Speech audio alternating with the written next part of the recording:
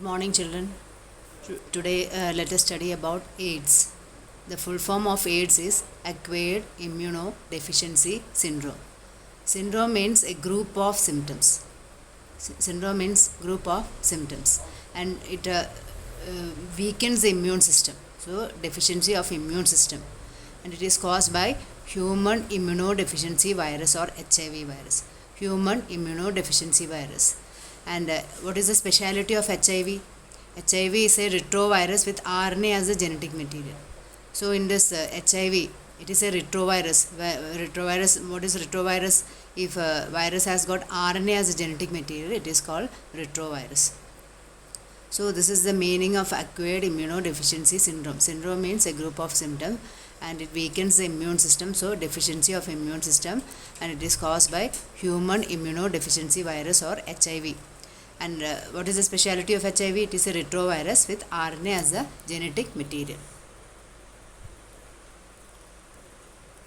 And this is the picture. And AIDS was first reported in America in the year 1981.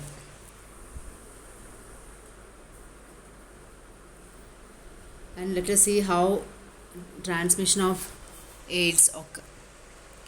Mainly transmission of AIDS occur due to sexual contact with infected person. Sexual contact with infected person. Then by transfusion of contaminated blood and blood products.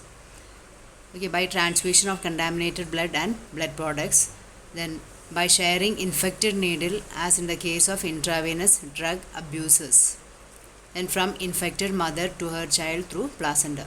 So these are the transmission of AIDS, methods of transmission of AIDS by sexual contact with infected person. By if we donate our blood, and if we have HIV, and if that blood is transfused to a healthy person, then that person will get disease. So transfusion of contaminated blood and blood products.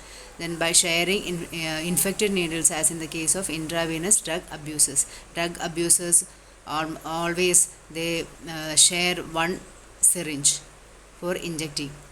Okay, so by sharing infected needles, as in the case of intravenous drug abusers. Then if a mother is having HIV, then her child also will get HIV through placenta. So these are the modes of transmission of AIDS.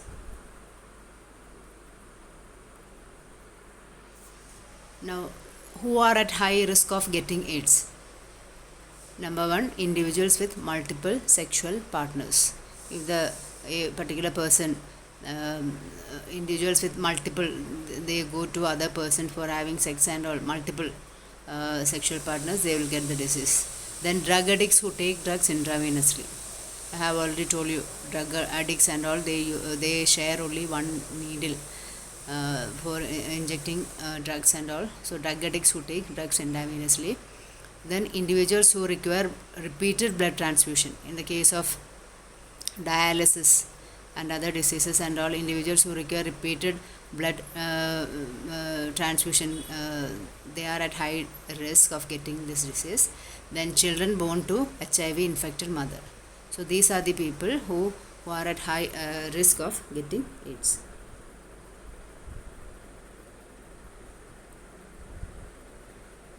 Now, so many myths are there related to HIV.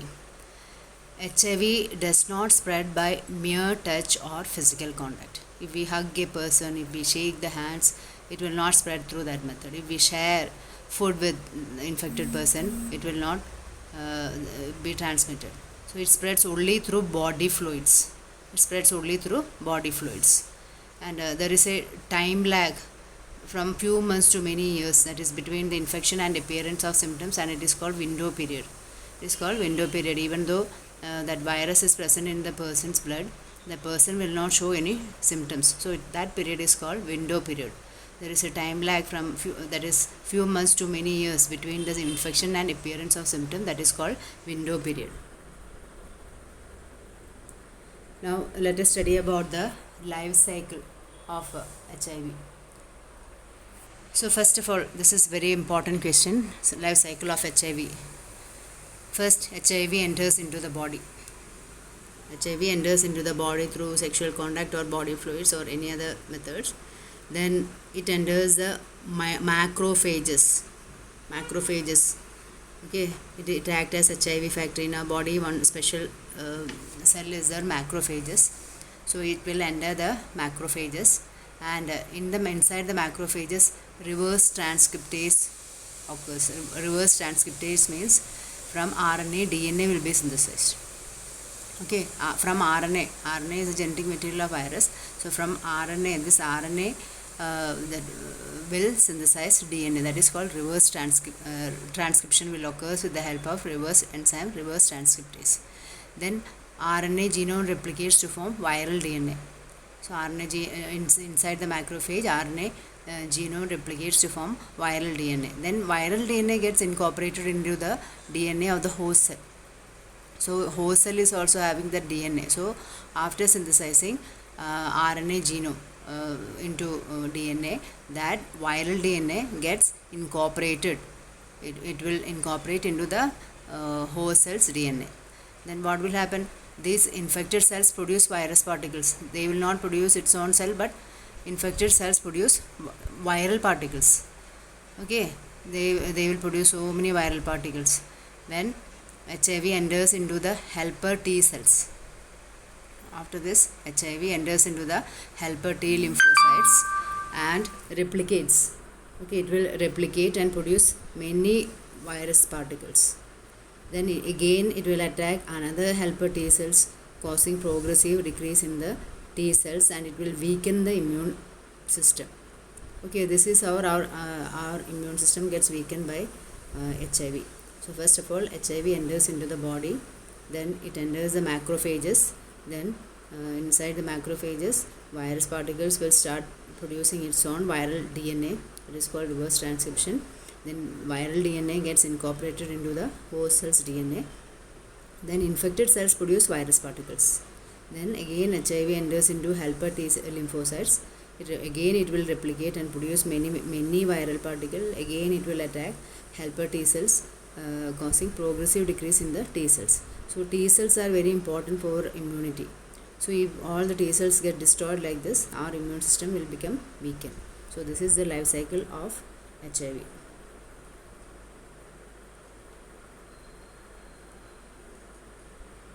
Now, beginning I told you about the syndrome. It is a group of disease. HIV infected person suffers from infections like mycobacterium viruses, TB and all. Then fungi and parasites like toxoplasma. Okay, so they will suffer from a group of diseases. That is, finally that person will die because their body is weakened, that immune system is weakened. They cannot resist these diseases, and finally that person will die. And how it is diagnosed? How AIDS is diagnosed? Diagnosis is by ELISA test. What is the full form of ELISA? Enzyme linked immunosorbent assay. Enzyme linked immunosorbent assay. And what is the treatment of this disease? Actually, no, there is no treatment, but we can prolong the life of the person. That is, antiviral drugs partially is effective only, but we cannot. There is no cure for the disease. They can only prolong the life of the patient.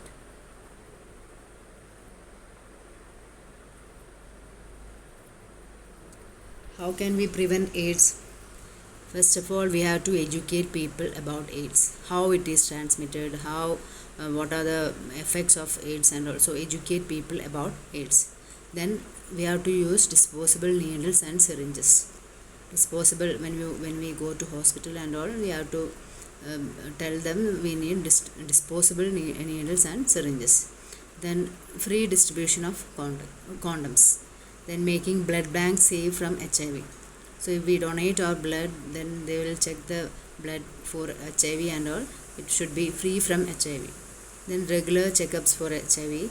Then advocating safe sex and controlling drug abuse. So these are the different methods of prevention of AIDS. First of all, educate, making awareness among people. Educate people about AIDS, use of disposable syringes and needles, free distribution of condoms, making blood banks safe from HIV, regular checkups for HIV, advocating safe sex, controlling drug abuse. So today only this much, and tomorrow let us start Cancer.